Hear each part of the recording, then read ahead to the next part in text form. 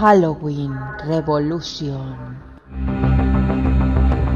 Un relato de Gerald Stevens Galán García, en la voz de Nieves Guijarro.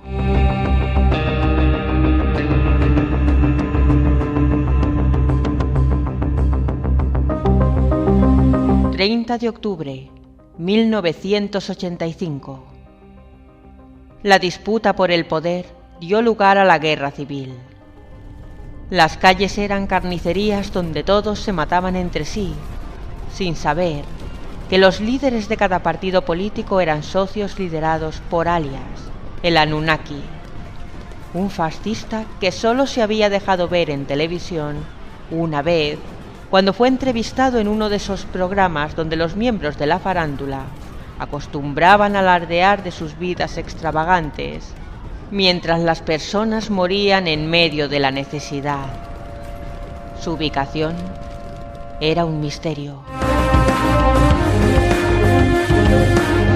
La insurgencia estaba liderada por el general Stevenson.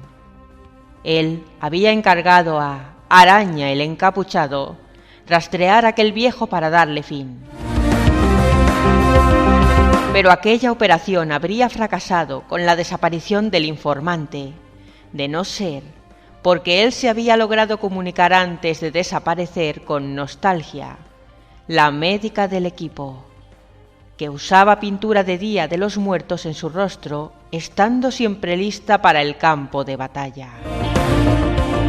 Ella aseguró que el ataque debía hacerse en un restaurante opulento cercano al Palacio de Justicia, donde la tranquilidad se mantenía gracias a la brutalidad de la fuerza pública. Stevenson decidió llevar a cabo aquel ataque con sus propias manos. Se situó sobre la azotea de un edificio ubicado a varias manzanas. Lanzó un misil. La explosión hizo temblar la capital, avivando el miedo en sus habitantes.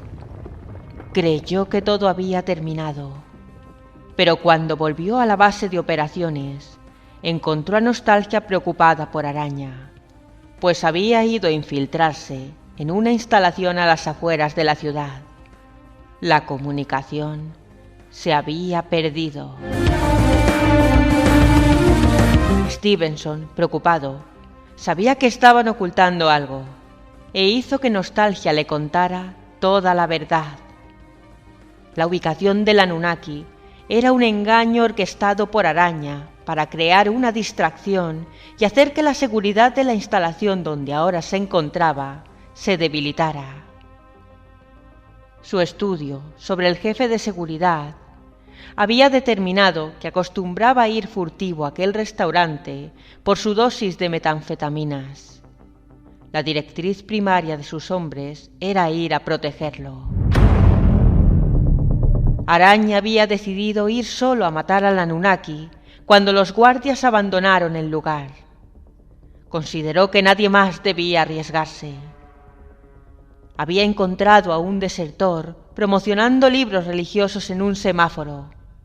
Cuando lo interrogó, pudo ver que nada recordaba de su vida en la insurgencia. Hablaba como un predicador enfermo. Al parecer, había tenido contacto con el Anunnaki. Al final lo hizo agonizar aquella noche, cuando el informante fue a visitarlo en busca de respuestas. Sus gritos de dolor y locura se escucharon en aquella comunicación de radio recibida por Nostalgia. Una bestia los había devorado. El Anunnaki era más peligroso de lo que se creía.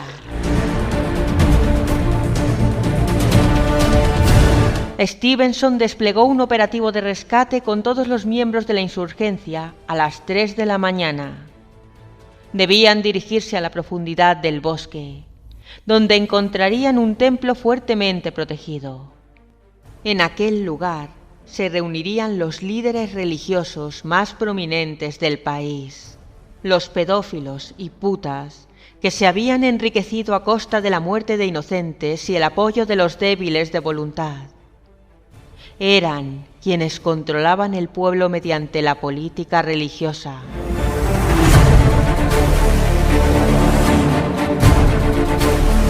Cuando llegaron al bosque pudieron encontrar el templo. Sobre éste se encontraba la gran luna llena, eclipsada.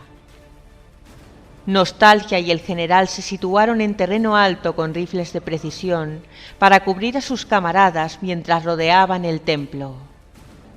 Cuando Stevenson colocó su mira sobre la ventana, pudo ver en el interior del templo a aquellos ricos con túnicas, meditando frente a un altar de mármol rodeado por velas negras ardientes, sobre el que estaba acostada una mujer desnuda que repentinamente comenzó a retorcerse en el momento en que un televisor situado en el fondo se encendió mostrando símbolos extraños.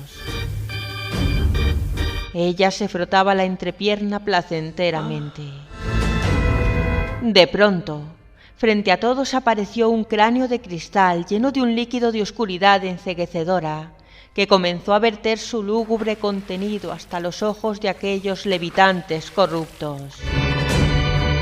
Stevenson alcanzó a vislumbrar a la araña viendo con sus múltiples lentes cosas que nadie más podía, disparando a los monjes, alarmando a los guardias de afuera. Stevenson dio la orden a sus hombres de disparar. Junto con Nostalgia, cubrieron como francotiradores mientras pudieron. Después de la balacea, abrieron las puertas del templo, un lugar blindado y lujoso. Encontraron a aquella mujer del altar muy alterada. Arrinconada decía que un fantasma la había violado. Nostalgia se quedó cuidándola, mientras Stevenson avanzaba sobre el piso ensangrentado y resbaloso. Todos estaban muertos. El Anunnaki tenía un cráter de bala en su frente. De pronto, el araña se encontró tratando de tocar su cuello. No podía golpear aquello que lo tenía atrapado. Se estaba desangrando por los costados, como si lo estuvieran apuñalando. Stevenson trató de ayudarlo, pero algo lo hirió. Sus disparos no tenían efecto. Araña no se podía liberar. Parecía un loco siendo atacado por su propia imaginación. Mientras gritaba, señalaba la pantalla.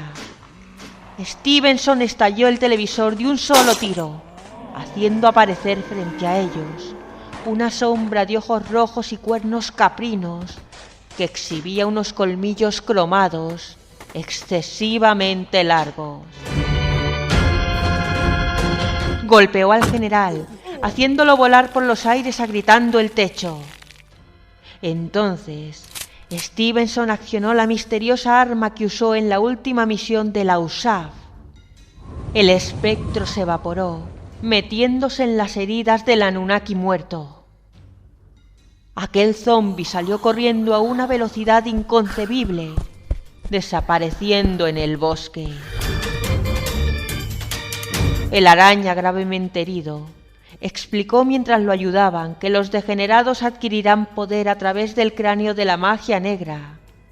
Fervorosos gritaban: la guerra capitalina era la ofrenda que hacían. El demonio la consumía a través del sexo con aquella mujer.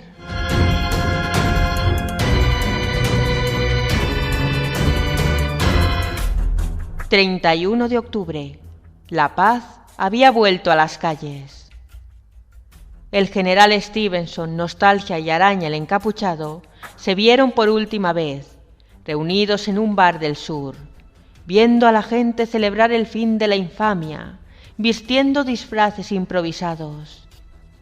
Ellos, en sus trajes de campaña, pasaban desapercibidos, tomando algunas copas de whisky, celebrando su revolución en Halloween.